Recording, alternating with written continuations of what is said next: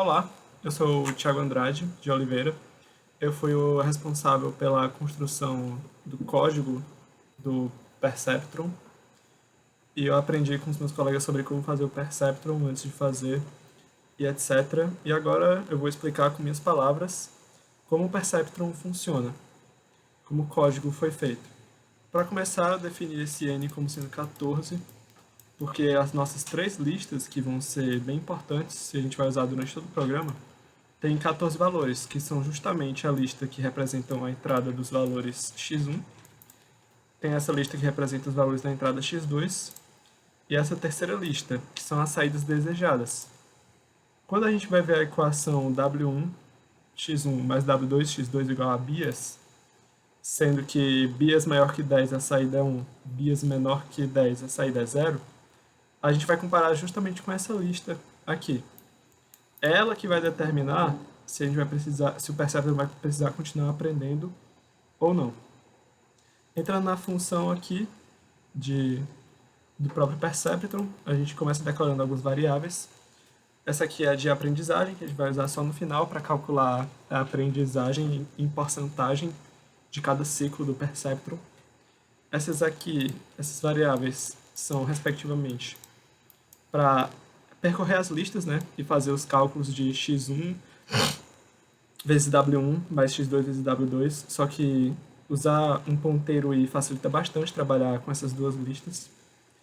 Esse out é para alteração, que enquanto ele for 1, quer dizer que os pesos precisam sofrer alterações para o Perceptron funcionar. Esse contador determina que peso vai ser mudado de cada vez no Perceptron. Esse sentido, ele determina se as saídas, ou seja, o bias está muito alto ou muito baixo, e dessa forma se o peso precisa ser diminuído ou aumentado. E esse it é para iterações, que determina quantas iterações o Perceptron fez ou até onde ele vai precisar ir.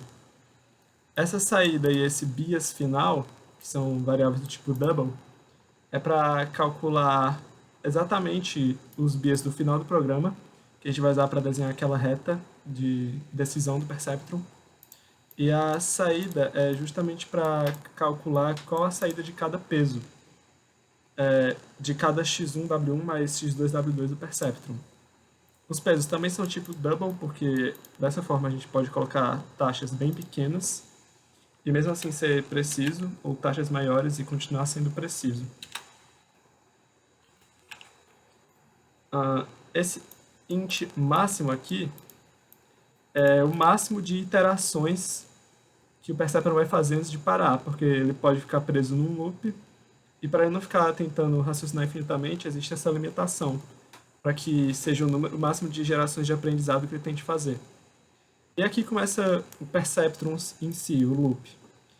Enquanto as alterações forem necessárias e as alterações não chegaram no máximo, ele calcula a saída, que é justamente o x1 de i, se o i for 0, a entrada 1, vezes o w1 mais o x2 de i, que, por exemplo, vai ser cada entrada emparelhada. Esse i faz com que as entradas usadas sempre sejam as respectivas.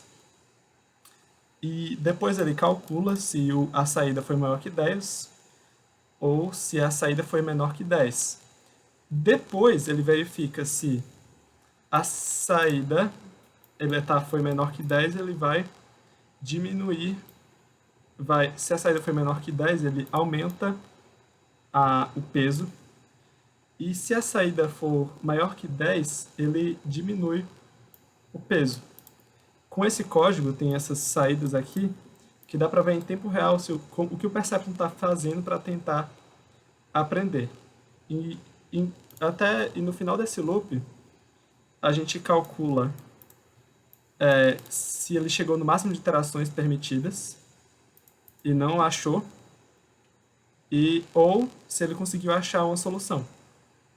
E a gente coloca as soluções finais, a saída e o bias final. E depois a gente usa aquelas variáveis do começo para determinar exatamente o que o Perceptron aprendeu, quais foram os parâmetros iniciais, e etc. Agora a gente vai ver o código em ação. Vamos primeiro começar com os pesos no 0 e a taxa de aprendizagem no 0, 1. Ó, Perceptron aprendendo em tempo real, ele terminou. Ele conseguiu achar um valor de W1 e um valor de W2, que coincidentemente são iguais, que satisfazem todas essas saídas. E esse bias final é basicamente o negativo da saída. E se a gente for ver, 5 é menor que 10 e a saída foi 0. 5 é menor que 10 e a saída foi 0. 10 é igual, maior que ou igual a 10, então a saída foi 1. 12 é maior que 10, então a saída foi 1. E assim por diante. A taxa de aprendizagem em valor absoluto utilizado foi de 0,01. E com isso, a aprendizagem do Perceptron foi de 0,4% por ciclo. E ele precisou de 250 ciclos para aprender. Mas se a gente colocar um peso inicial diferente, ele vai precisar de mais ciclos, por exemplo, para aprender. Talvez chegue até seja demais para ele e ele não consiga chegar a uma solução com o máximo de iterações permitidas. E você pode mexer com esses parâmetros para o Perceptron aprender de maneiras diferentes. Vai demorar um pouquinho aqui por conta da altíssima valor inicial e a quantidade bem pequena de taxa de aprendizagem. E esperar aqui um pouquinho. Dá para ver que ele está tentando achar os valores, mas a saída dos dois primeiros valores sempre está sendo 1. E não é isso que a gente quer no nosso Perceptron. A combinação dos dois primeiros valores, a saída tem que ser 0. Aí ele está diminuindo os pesos até encontrar. Ele chegou no máximo de iterações permitidas, que são 5.000 iterações, e não achou as saídas. Se aumentar a taxa de aprendizagem aqui, ele consegue achar outros valores possíveis bem mais rápido que satisfazem a equação do Perceptron. E é basicamente isso. O nosso Perceptron funciona dessa maneira. Muito obrigado por assistir.